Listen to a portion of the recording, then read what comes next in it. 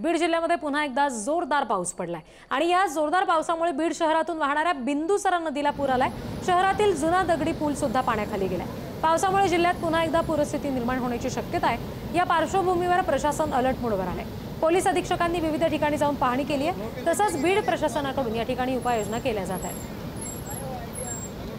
आमचे प्रतिनिधी उदय नागरगोजे या संदर्भात आणखी तपशील देतील।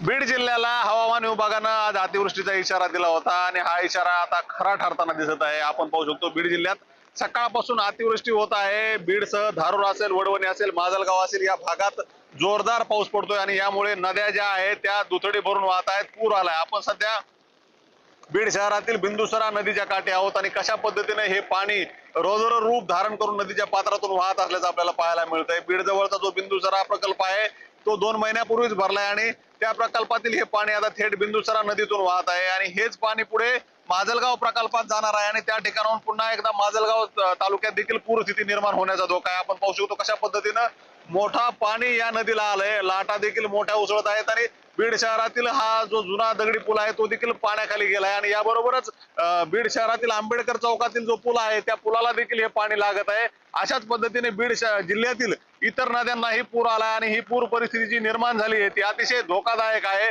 आपण पाहिलं 4 दिवसापूर्वी बीड जिल्ह्यात जी पूरस्थिती निर्माण झाली होती त्यामुळे अनेक जण बाधित झाले होते। लाखो हेक्टर शेतीचं देखील नुकसान झालंय आणि आता पुन्हा एकदा हा पाऊस कोसळत असल्यानं शेतकऱ्याबरोबरच सर्वसामान्यांच्या मनामध्ये देखील धडकी भरली आहे आणि आता हा पाऊस बीडमध्ये काय परिस्थिती निर्माण करतो हा प्रश्नच आहे आणि यामध्ये प्रशासन देखील अलर्ट मोडवर आहे। स्वतः पोलीस अधीक्षक देखील मैदानात उतरलेत आणि विविध ठिकाणी त्यांनी पाहणी देखील केली आहे, नागरिकांना सूचना देखील केल्या आहेत। परंतु हा जो पाऊस कोसळतोय तो बीडला आता धोका ठरू शकतोय आणि पूरस्थिती पुन्हा एकदा निर्माण होऊ शकते। उदय नागरगोजे, पुढारी न्यूज, बीड।